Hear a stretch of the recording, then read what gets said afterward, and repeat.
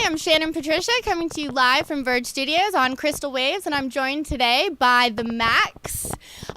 So real quick, just get some introductions. Can you please just say your name and your part in the band?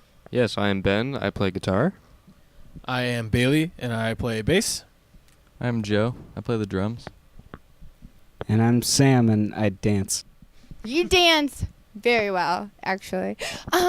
So you just played 3 songs off your new record, Camp Poppa, and I really want to get into that. The release date is December 21st for that record, yeah? Yeah, I think we actually just changed it to the 20th. To the 20th. Yeah. Well, I really love the 3 songs that you played here today already. But I kind of want to know the origin story of the Macks to start with. So how did you guys get together, and how did you land on the name the Macks? Well, we all grew up in the same hometown, and that's how we knew each other. Actually, through sports. Yeah. Yeah. I think 4th grade basketball, me and Sam played together. 4th grade basketball. Your dad was my basketball coach. I've known Joe since he was a baby, and he knew me since... No, we're brothers. Oh, yeah, and then Bailey comes in. And then I'm also here. Yeah, we just grew up. Ben and I and Joe all played music, just kind of through middle and high school, and then the 3 of them put together just an EP, kind of where Sam was just writing poems and words and putting them to blues tracks and yelling them at people. Yeah, I think our first show was in a cafeteria at our high school.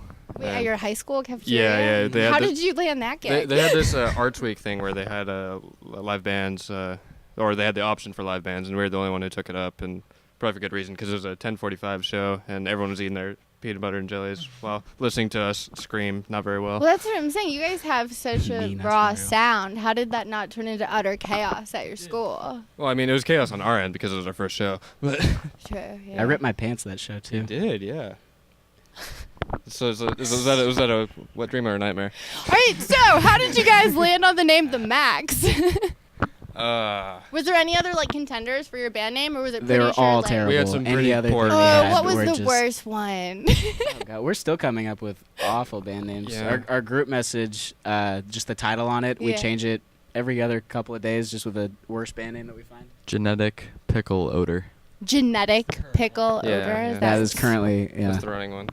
Thank God we landed on the I'm really Macks. glad you went with the Macks. Yeah. That is a lot better. Yeah, we got the Macks from me and Joe had a little blues 2-piece in high school, and we called ourselves Stack Lee, which was not original. But Stack Lee was a gangster in the 20s, and then his gang was the Macks. And it was only in one spot on Wikipedia, so we claimed it. So you claimed it. Wikipedia doesn't count. You got it. So I want to talk about the new record. It's called Camp Poppa, and obviously you're sporting the hats and the shirts for and I have a tattoo. the release. And you have a tattoo. Dare I ask where it is? It's on his foot. It's right here. Oh, okay. Well, that's sweet, actually. I would, have you take your shirt off and show it, but I feel like that might be a bit much. Yeah, you have to come to the live show. Yeah, you got to go to the live show if you want to see that tattoo. But no, so that's a really interesting name as well. How did you? You didn't claim that off Wikipedia. No, that one's a little bit more heartfelt. That one comes from my grandpa. He wanted to spend more time with me and my cousins, so in the summer he would take us for a couple of days, just get the kids out of the house. I'm gonna take the kids, and we would go hang out. We'd do fun things. We wouldn't even really camp. I think I slept in a tent in his backyard a couple of times, but we wouldn't even really camp. We'd just go do stuff, and he would make merch and all that. And that was back when we were late elementary school and early middle school too. We'd go hang out with him, and just my senior year of high school, I found a hat. I was oh, that's kind of cool, so I started wearing it every day. And then wait, you found a hat that just said Camp Poppa? Yeah, just one of the ones that he had made a while back, and I had forgot about it, and I found it. I was well, maybe I could rock this again. Yeah, there's some sweatshirts floating around, and then Sam eventually got more hats than he could wear. started giving them out to his close friends. Yeah. So if you see anybody with a hat, it's oh, Sam or the Macks. Yeah, there's probably about, I'd say 40-ish hats. Maybe less, 30, 20, yeah, 30. Probably 20. Just floating around. So, I mean, Camp Poppa has been synonymous with the Macks since its inception, and so now that was fitting that we named the first album after it. So after the album release on the 20th, where is your first show so your fans can find out where to go to see you play live and to see that tattoo? Our first show is at the American Legion Post 134 in Portland. There'll be an all-ages release show. And then that's the 22nd, so the Friday after the release. Awesome, cool. And where can they go online to hear the new record as well? It'll be on all streaming services. You can purchase it from Bandcamp and iTunes, and then stream it on Spotify, Apple Music, SoundCloud. Yeah. Awesome. So I've already told you guys I'm absolutely obsessed with the song, the track Flowers. And that has to be one of the strangest music videos I have ever loved so much. And I just want to know who the brainchild, the conceptualist for that video was. So Sam wrote the thing and told us to edit it, but we liked it so much that we didn't edit it at all. So you could slap our names on it, but we didn't do anything. And then our buddy Lucas is over there, and you can't see him, but he's he directed it and shot the whole thing. So yeah, the two of them together kind of made the whole thing happen, and then a lot of ad-libbing as we go. Like I think Bailey chokes on foam. Joe. Yeah, you dropped your coffee lid. We went to for the video to work. I had to choke to death because it was poisoned. But so we went to the coffee shop and we bought just cappuccino foam, and then I just shoveled it into my mouth, and we had one take because otherwise I was going to be covered in cappuccino foam, and it wouldn't have worked. So cappuccino foam's not cheap either, so we couldn't just buy more. You got one take. Get it right, man. No, that was a great video. And did you write the lyrics for that as well, or was that kind of a group process? Sam writes the lyrics, the lyrics for that one. For that one as well. So do you more so write the lyrics for all the tracks of them, on the record? But everybody contributes. Yeah, I think usually the riffs start with me, and then I take them to Joe and Bailey, and they change it into something that I would have never thought of, but almost always in the best way possible. And and then Sam adds his part to it. Awesome. It's cool because you never really know what everyone's gonna do with it. But yeah, and you have, and I was telling you this earlier, if you actually choreograph your stage presence, because if you haven't seen the Macks live, you really need to go check them out because it is insane to watch them. And they just played one heck of a set, and it was just insane watching you. Like the way you contort your body is insane. That really wasn't a question. I just wanted you to know. I was more just stating to you, like, it's insane. I think there was a point where Sam wasn't as comfortable singing, so he had to be comfortable looking That's good. Very true. Yeah, but it was almost like Joy Division-esque of like, kind of like half an hour. It was super cool.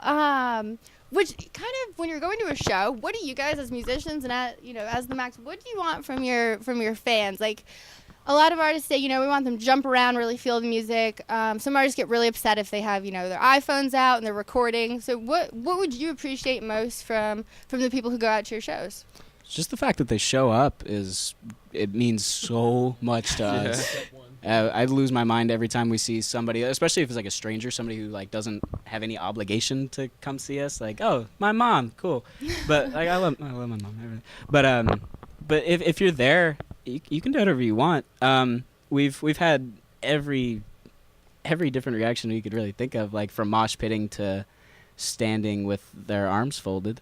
Yeah, I think we have no expectations, and I think for us to like change what we're doing on stage because of what the fans are doing, like that wouldn't I don't know. We're comfortable on stage doing whatever, so we're comfortable with them doing whatever they're comfortable with.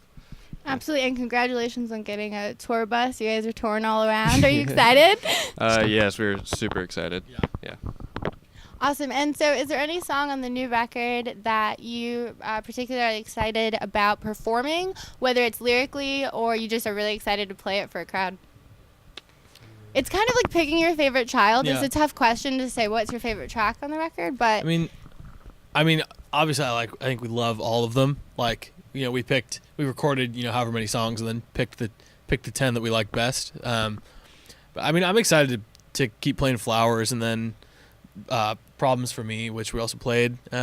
Just because like the singles, like it's gonna be. I think we've already had people recognize Flowers. I think that is just such like a humbling, cool experience to like have people have heard our songs before coming to our shows.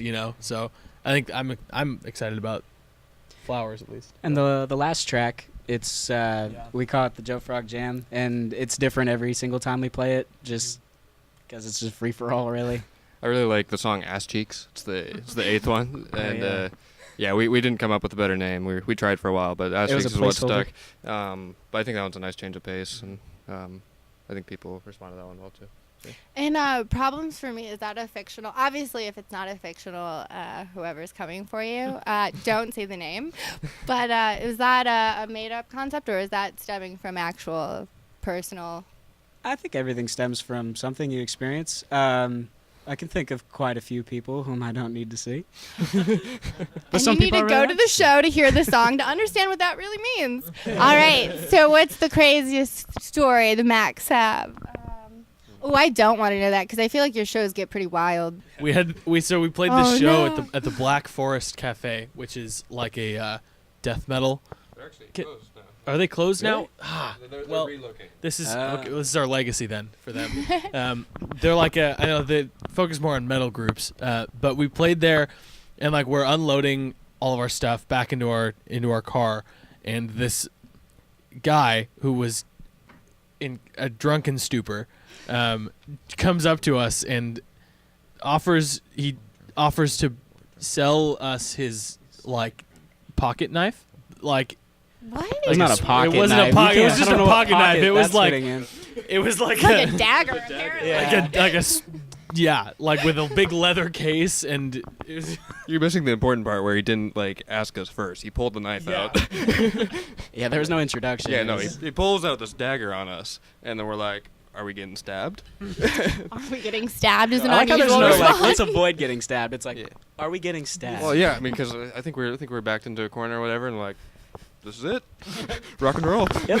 All right. But he was trying to Flesh sell wounds, it. no. I feel like that has a little bit to do with your the kind of like Jim Carrey yes man mentality with everything, of always saying yes to every sort of gig that or show or thing that comes your way. We do. I feel like that kind of puts you probably in some fairly odd situations.